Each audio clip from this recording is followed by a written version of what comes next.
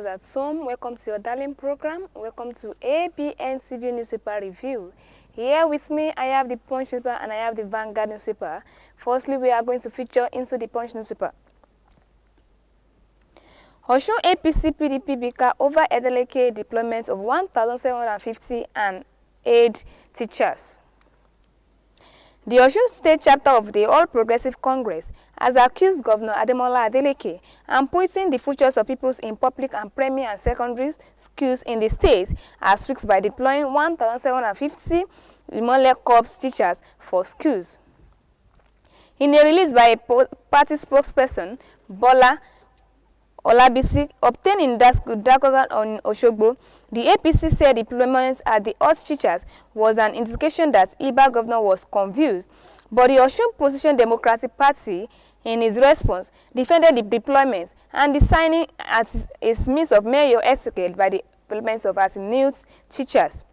The APC, however, insisted that the reasons given by the information for deploying as an indication that it is engaging in misplaced priority this year into the 4 years administrations. The release party read, "For God's sake, it defies logic how a government that is constructing the free madness flyover with billions of naira."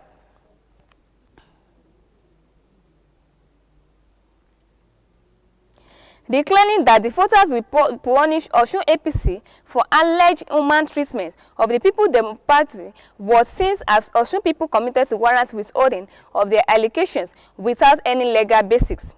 He continued, OSUN people will vote for PDP and defend their votes next year in August. OSUN APC PDP BK over Edeleke deployments of 1,750 AD hoc teachers. The full details of these stories inside the Punch newspaper for today. Another story here with me in the Punch newspaper for today. No prayer endorsements can stop ADC, says OSUN. The founder and pioneer chairman of the African Democratic Conference, Rafa Wasu, has declared that no form of endorsement or political prayer from the present administration will stop the party from building a strong opposition coalition. Wasu, who spoke during an interview and on Arise News on Wednesday, accused the federal government of trying to frustrate the ADC efforts through offers of political appointments and mental sabotage. He said, "No endorsement can stop ADC. As a matter of fact, what I did at our next meeting was to send a signal so that the presidency and our people pretending to be Democrats who are on the other side to be careful because they are running our system and we have struggled for that." When asked to explain what kind of endorsements has been offered, Wasu allegedly that a representative of the presidency has approached him with offers, including ministerial appointments. I sent that the last signal to them, and so on. What I've said will not be a new to any national party chairman. As I speak to you today, I just deliberately send the signals as if they do not say off, and we are compelling them, he said, though he refused to name individuals behind the alleged efforts. Wasu said, "I have a call and I have meeting. I'm not only here in Nigeria, a couple of days."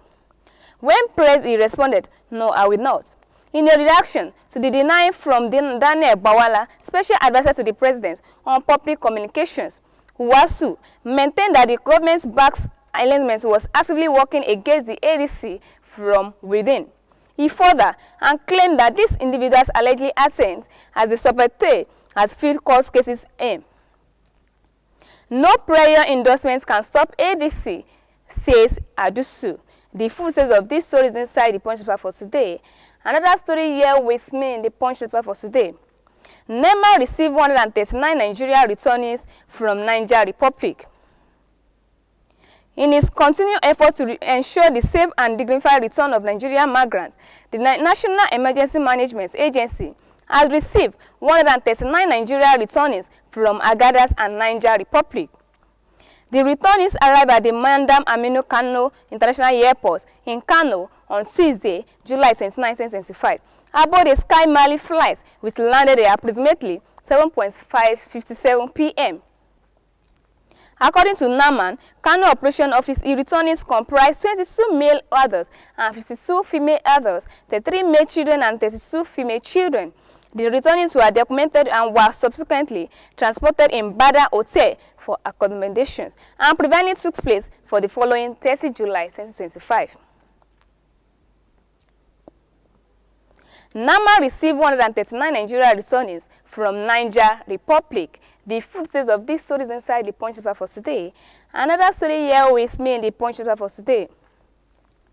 APC throws Ekiti race open and ex-commissioner knocks Oyebanji endorsements. The All Progressive Congress in Ekiti State has said the recent endorsements of Governor Biodun Oyebanji for a second time, including Monday's rally backing President Bola Tinubu and the governor, do not shut the door on the other party members and seeking the governorship ticket ahead of the 2026 elections.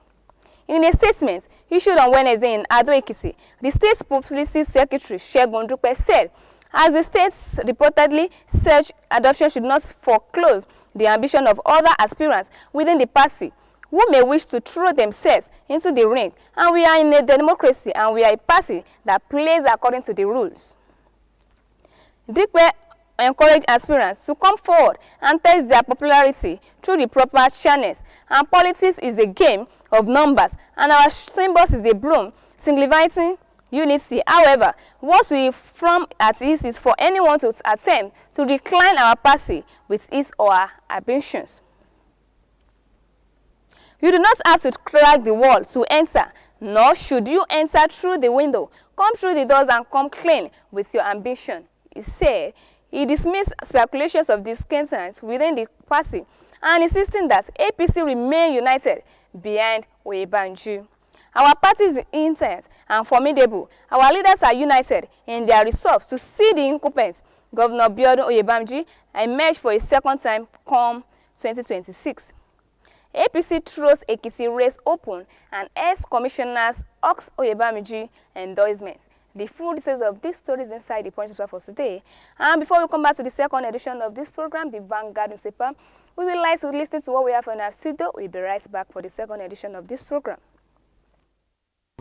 Discover the uniqueness in the entertainment industry. African Broadcasting Network, ABN, is now the pace setter in the industry. Do you want to advertise your product and services? Count on us. We will do it much more than your expectations. African Broadcasting Network, ABN, will deliver quick and prompt services. Our quality and clarity stands us out when it comes to delivering quality broadcasting. Our staffs are hardworking and versatile in the specific field of office. Our environment is so conducive and we are open to all. We also give advice on how to run your business profitably. African Broadcasting Network is situated at 9894 OSUN Street, Suite 875, Houston, Texas 77036. Contact phone 281-652-8396 and 832-490-8203. Website www.abntvnetwork.com. ABN, celebrating Africans' rich cultural heritage. And I hope you enjoy what we have in our studio. Now to the second edition of this program, the Vanguard newspaper. NLC gives federal government 2 weeks to refund illegal deducted 40% EXC funds.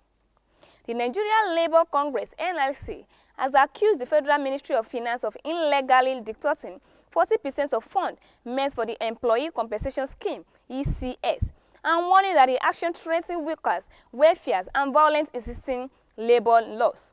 In a strongly worded letter addressed to the managing directors and chief executive of the Nigeria Social Insurance Trust Fund, NLC President Joe Ajero demanded an immediate refund of the deducted funds within 2 weeks with intact.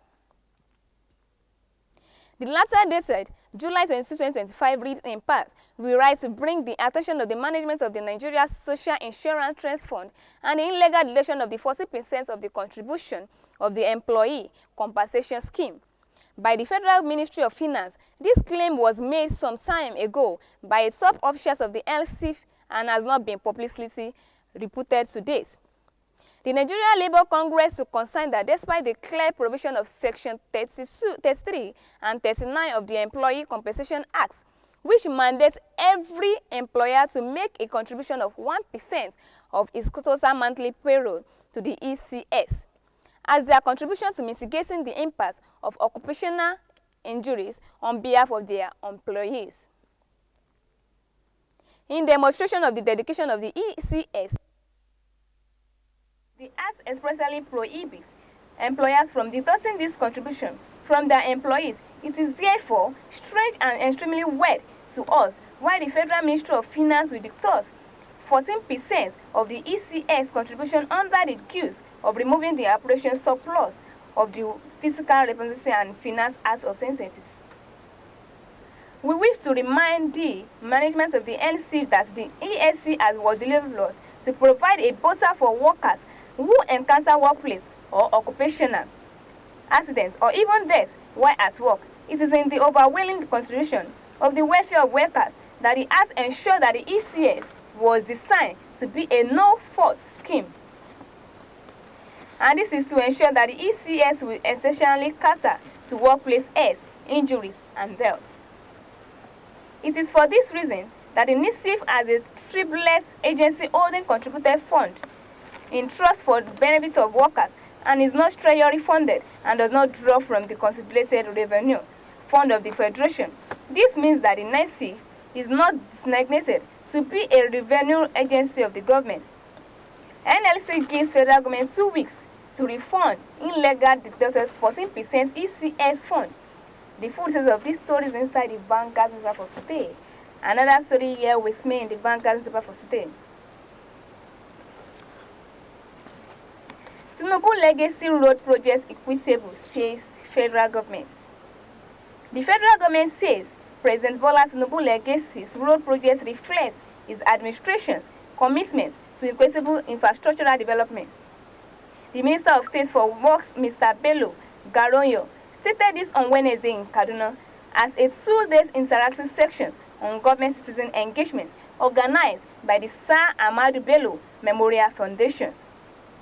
The legacy projects, according to the ministers, included 1,058 Coms Sokoto Badagry Super Highway and the 750-kilometer Lagos Calabar Coastal Highway.